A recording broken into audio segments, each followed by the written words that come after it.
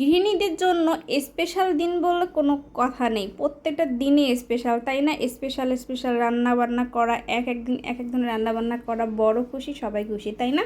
তো যাই হোক, আজকে মুরগির মাংসটা অন্যরকমভাবে রান্না করতেছি। এভাবে মুরগির মাংস রান্না করে এত যে টেস্ট লাগে ভাই, আমি আগে জানতাম না। যাই হোক, আপনারা অবশ্যই ট্রাই করবেন। তো আমি যেভাবে রান্না করেছি সেটাই শেয়ার করব। মুরগির মাংসটা প্রথমে আমি গরম তেলে সরিষার তেল দিয়ে ভালো করে একটু ভেজে নিয়েছিলাম। যখন মোট নাড়াচাড়া করে ভাজা ভাজা হয়ে আসলে পানি ছড়িয়ে আসবে, তখন দেখা যায় একটা আদা রসুন বাটা দিয়ে দিয়েছি। তারপরে দেখা যায় তেজপাতা, আস্ত গরম মশলা, লবণ, হলুদ, মরিচের গুঁড়া, জিরা গুঁড়া, গরম মশলাগুলো সব মশলা দিয়ে ভালোভাবে কষিয়ে নিয়েছি। তারপর দিয়ে দিয়েছি 1 কাপের মতো পানি। পানিটা দিয়ে ঢাকনা দিয়ে ঢেকে দিয়েছিলাম যে পানিটা কমিয়ে আসলে দিয়ে দিয়েছি পেঁয়াজ বেরেস্তা। তারপর দিয়ে দিয়েছি, নাড়াচাড়া করে দিয়েছি। তারপর দিয়ে দিয়েছি কয়েকটা আস্ত দেখা যায় কাঁচামরিচ দিয়ে দিয়েছি। তারপর আলু দিয়ে ভালো করে ভুনা করে নিয়েছি, নাড়াচাড়া করে একদম কষিয়ে নিয়েছি। যখন একদম তেল উঠে আসে তখন দিয়ে দিয়েছি আস্ত কয়েকটা রসুন। মাংসের সাথে আস্ত রসুন খেতে কিন্তু অনেক মজা লাগে, যার জন্য আস্ত রসুন আমি সবসময় দিয়ে থাকি। তারপর দিয়ে দিয়েছি 1 কাপের মতো পানি, এতেই দেখা যায় মাংসটা হয়ে যাবে। এখন আমি রান্না করব গরুর ভুঁড়ি। তো যেহেতু পেঁয়াজ বেরেস্তা একটা ফ্রাই প্যানে লাল লাল করে ভেজে নিয়েছি, সেখানে দিয়েছে তেজপাতা, আস্ত গরম মশলা দিয়ে দিয়েছি। তারপর আদা রসুন বাটা, তারপরে দেখা যায় একটু পানি দিয়ে দিয়েছি।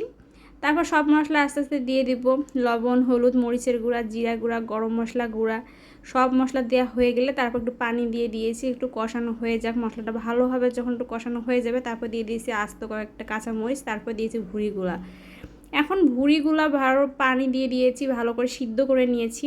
আর দেখা যায় বর যেহেতু একটু ঝোল ঝোল খায়, ভুঁড়িগুলো খেতে ভালো লাগে, ও যার জন্য একটু আলু দিয়ে দিয়েছিলাম যে একটু ঝোল করব বরের জন্য।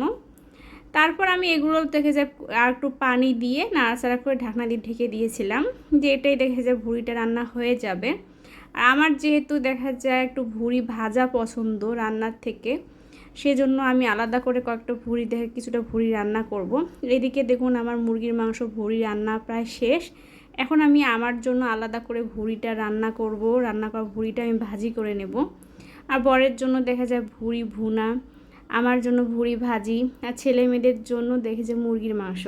মানে আলাদা আলাদা 3 পদ 3 জনকার জন্যই। তো কেমন হয়েছে? এভাবে রান্না করবেন, শর্টকাট, দেখবেন সবাই খুশি। যেহেতু ভুঁড়ি রান্না করতে চেয়েছিলাম, যে বর কদিন থেকে আবদার করতেছিল ভুঁড়ি খাবে, এখন বর যেরকম ভুঁড়ি খায় সেরকম ভুঁড়ি তো আমি খাই না। এখন আমার জন্য ভাজি করেছি। এখন ছেলেমেয়েরা তো ভুঁড়ি দিয়ে ভাত খেতে পারবে না, যেহেতু একটু ওগুলো একটু হার্ডি শক্ত টাইপের হয়, যার জন্য ছেলেমেয়েদের জন্য আবার মুরগির মাংস রান্না করেছি। তা যদি ওরা ভুঁড়ি খাইতে চায় খাবে। তো তারপর বরকে একটু প্লেট সাজায় দিলাম যে খাও। বর তো অনেক খুশি যে যাই হোক অনেকগুলো কম সময়ের মধ্যে তো রান্না করেছো।